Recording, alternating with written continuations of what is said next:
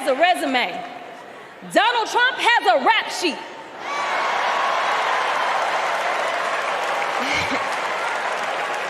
She presides over the Senate while he keeps our national secrets next to his thinking chair. Y'all know what I said that other time. In Mar-a-Lago. Well, Donald Trump wants to put our 1787 Constitution through his Project 2025 paper shredder and make every day January 6th, Kamala Harris is fighting to fulfill the promise of America. In the real world, this wouldn't even be close. But this election is. Don't make a mistake. We are the underdogs in this fight, even though there is only one person qualified, only one person who's done the work and who has delivered the results. And she needs you. She needs your one vote this November. Can we count on you? Ever since I got elected, Republicans have attacked me by saying that I should go back to bartending.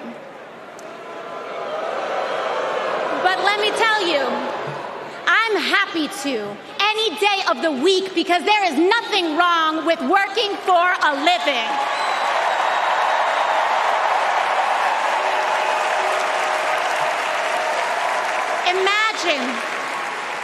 Imagine having leaders in the White House who understand that.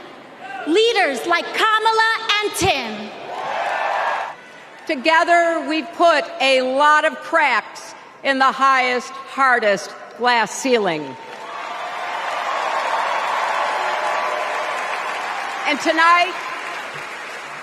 tonight, so close to breaking through once and for all, I want to tell you what I see through all those cracks and why it matters for each and every one of us. What do I see? I see freedom.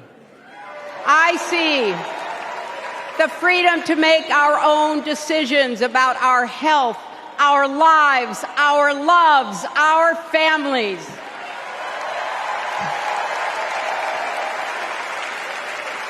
The freedom to work with dignity and prosper, to worship as we choose or not, to speak our minds freely and honestly.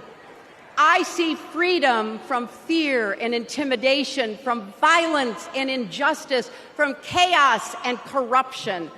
I see the freedom to look our children in the eye and say, in America, you can go as far as your hard work and talent will take you, and mean it. As a part in the American story, for me and my family, there's a song that means a lot to us. It captures the best of who we are as a nation. The song is called American Anthem. There's one verse that stands out, and I can't sing worth a damn, so I'm not going to try. I'll just quote it. The work and prayers of centuries have brought us to this day.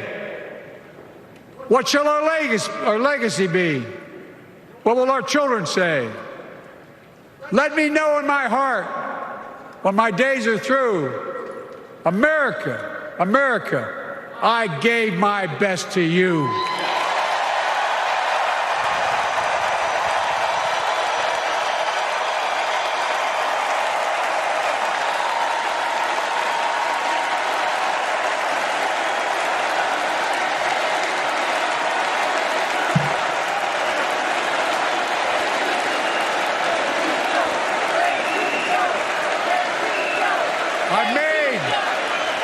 I've made a lot of mistakes in my career, but I gave my best to you.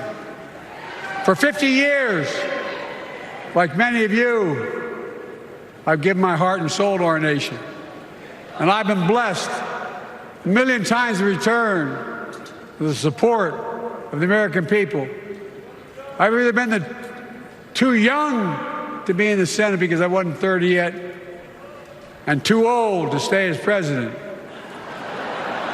But I hope you know how grateful I am to all of you. I can honestly say, and I mean this from the bottom, give you my word as a Biden, I can honestly say I'm more optimistic about the future than I was when I was elected as a 29-year-old United States Senator. I mean it. I got married, became a dad to Cole and Ella. Unfortunately, went through a divorce, but eventually started worrying about how I would make it all work. And that's when something unexpected happened. In 2013, I walked into a contentious client meeting. We worked through the issue, and by the end of the meeting, the now happy client offered to set me up on a blind date, which is how I ended up with Kamala Harris's phone number. Now, for generations, people have debated when to call the person you're being set up with. And never in history has anyone suggested 8:30 a.m. And yet, that's when I dialed.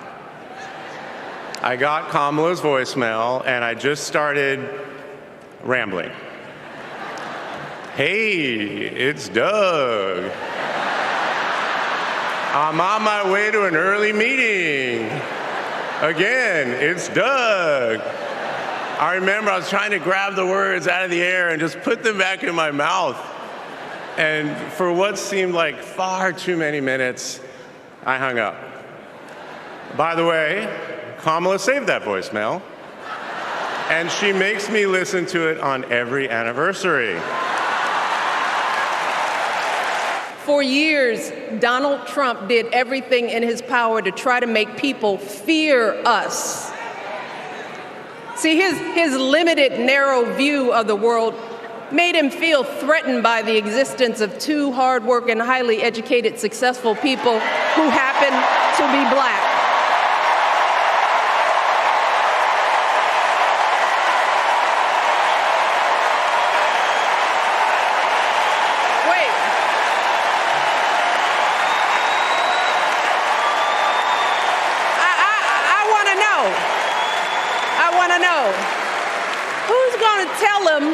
Who's going to tell him that the job he's currently seeking might just be one of those black jobs?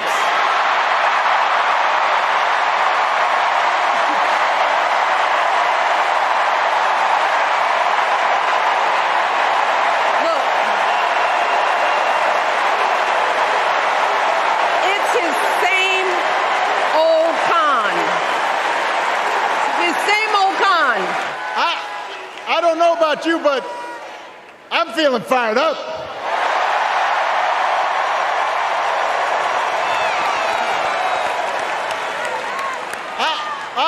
I am feeling ready to go.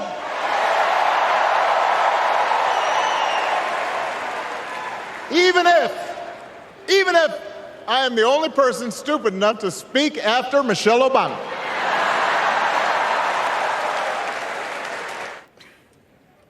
Here's a 78-year-old billionaire who has not stopped whining about his problems since he rode down his golden escalator 9 years ago. It has been a constant stream of gripes and grievances that's actually been getting worse now that he's afraid of losing to Kamala. There's the childish nicknames, the crazy conspiracy theories, this weird obsession with crowd sizes.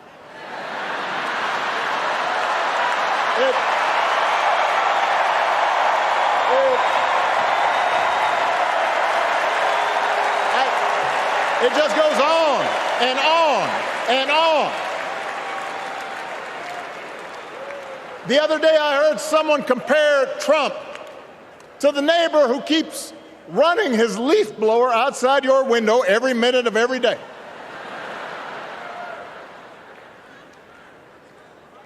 Now, from a neighbor, that's exhausting. From a president, it's just dangerous. Donald Trump, is like an old boyfriend who you broke up with, but he just won't go away. He has spent the last 4 years spinning the block, trying to get back into a relationship with the American people. Bro, we broke up with you for a reason.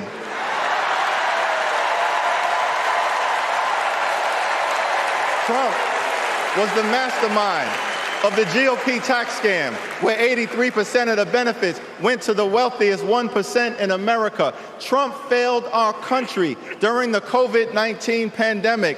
Trump is a chaos agent who is focused on himself, not the American people. Trump tried to destroy our democracy by lying about the election and inciting a violent mob to attack the Capitol. Trump put 3 extreme justices on the Supreme Court who destroyed Roe v. Wade. We broke up with you for a reason. Donald Trump can spin the block all he wants, but there's no reason for us to ever get back together. Been there, done that. We're not going back. Now let's cut to the chase. I am too old to gild the lily. 2 days ago, I turned 78, the oldest man in my family of 4 generations. And the only personal vanity I want to assert is I'm still younger than Donald Trump.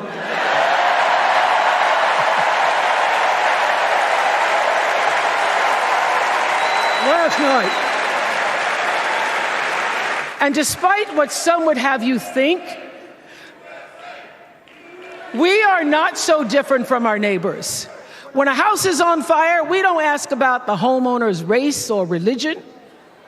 We don't wonder who their partner is or how they voted. No, we just try to do the best we can to save them. And if the place happens to belong to a childless cat lady,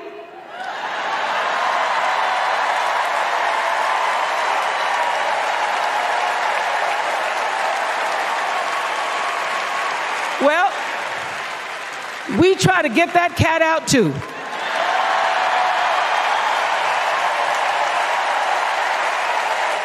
You know, you might not know it, but I haven't given a lot of big speeches like this. But I have given a lot of pep talks. So let me finish with this, team. It's the 4th quarter. We're down a field goal, but we're on offense and we've got the ball. We're driving down the field. And boy, do we have the right team. Kamala Harris is tough. Kamala Harris is experienced, and Kamala Harris is ready. Our job for everyone watching is to get in the trenches and do the blocking and tackling. 1 inch at a time, 1 yard at a time, 1 phone call at a time, 1 door knock at a time, 1 $5 donation at a time.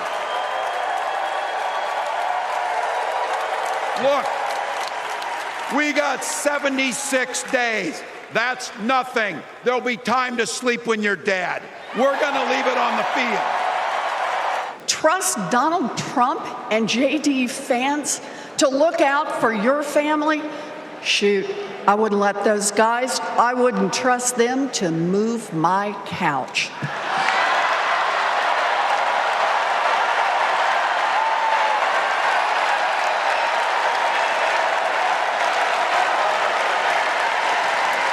In a crisis, we need someone strong enough to come up with a plan, to tell the truth, and to bring people together.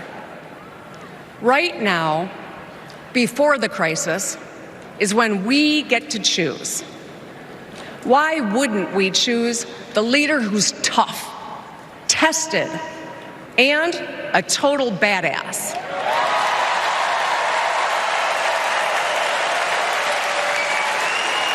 Unless Americans are fully able to make their own decisions about their own lives, especially on matters of heart and home. But tonight, in America, too many women are not able to make those decisions. And let's be clear about how we got here. Donald Trump handpicked members of the United States Supreme Court to take away reproductive freedom. And now he brags about it. In his words, quote, "I did it and I'm proud to have done it," end quote. Well, I'll tell you, over the past 2 years, I've traveled across our country, and women have told me their stories. Husbands and fathers have shared theirs. Stories of women miscarrying in a parking lot, developing sepsis, losing the ability to ever again have children, all because doctors are afraid they may go to jail for caring for their patients. Couples just trying to grow their family, cut off in the middle of IVF treatments. Children who have survived sexual assault, potentially being forced to carry a pregnancy to term. This is what's happening in our country because of Donald Trump. And understand, he is not done. As a part of his agenda, he and his allies would limit access to birth control, ban medication abortion, and enact a nationwide abortion ban with or without Congress. And get this, he plans to create a national anti-abortion coordinator and force states to report on women's miscarriages and abortions.